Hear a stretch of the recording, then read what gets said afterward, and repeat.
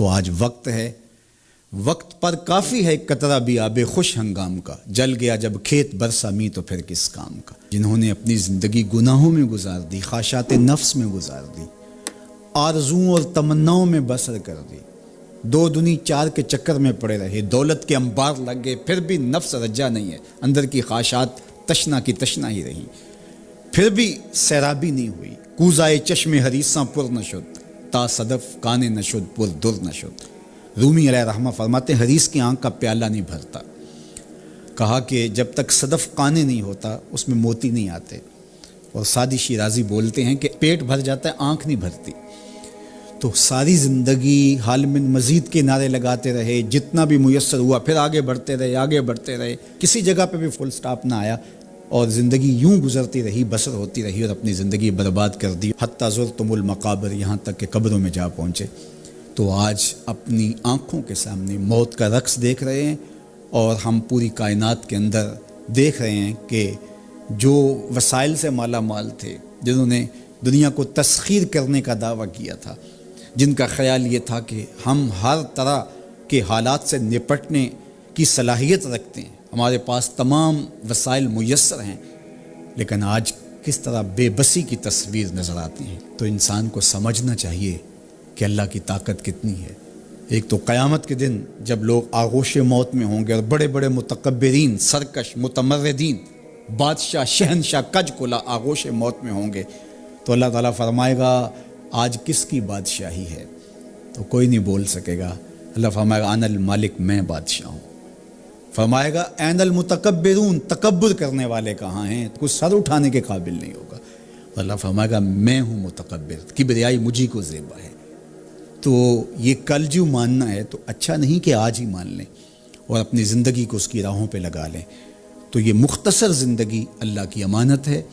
اللہ جل شانہ ہمیں اس زندگی کو اس کے راستے میں لگانے کی توفیق دے۔ یہ آزمائش کی گھڑیاں، یہ سزا کے جھٹکے، یہ عبرت کے تازیانے، یہ ہمارے سمجھانے کے لیے ہوتے ہیں۔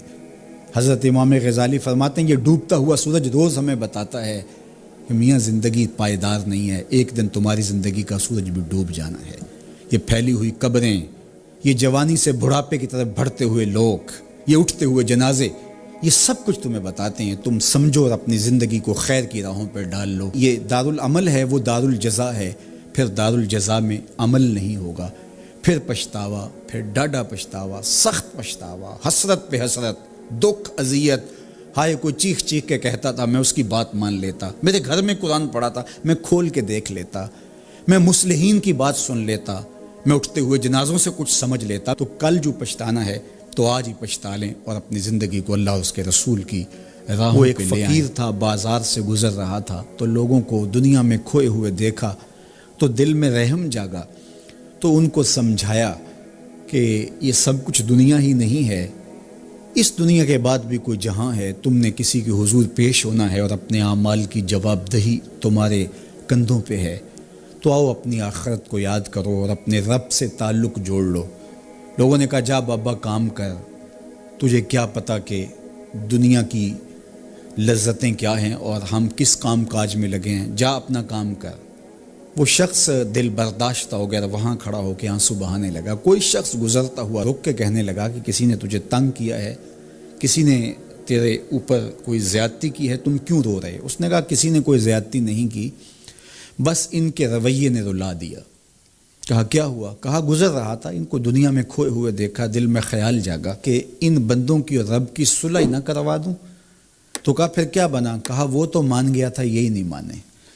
وہ تو کہتا تھا لے آ میری دہلیز پہ، میں سارے گناہ معاف کر دوں گا۔ ہم تو مائل بکرم ہیں، کوئی سائل ہی نہیں، لیکن ان سے بات کی تو یہ نہیں مانے۔ خیر وقت گزر گیا، وہی شخص ایک دن کے بعد قبرستان کے قریب سے گزرا تو وہی فرد وہاں روتا ہوا پایا گیا۔ تو اس نے پھر اپنی گاڑی، اپنی سواری روکی اور کہا بابا عجیب شخص ہے، بازاروں میں بھی روتا ہے، قبرستانوں میں بھی روتا ہے، آج کیا مسئلہ تجھے ہوا؟ کہا مسئلہ وہی میرا کل پرسوں والا ہے۔ بازار میں گیا تھا اور میرا خیال تھا کہ بندوں اور رب کی صلح کروا دوں، وہ تو مان گیا لیکن یہی نہیں مانے، مایوس ہو کے آج قبرستان والوں کے پاس آ گیا، اور یہاں میرا خیال یہ ہوا ان کی اور اس کی صلح کروا دوں۔ تو بڑی دلچسپی سے پوچھا کہ آج کیا بنا؟ کہا آج یہ مان گئے ہیں وہ نہیں مانتا۔ تو قبل اس سے کہ وہ وقت آئے اور ہم کہیں کہ یا لیتنی قدمت لحیاتی، ہائے میں نے یہ زندگی آخرت کے لیے آگے بھیج دی ہوتی۔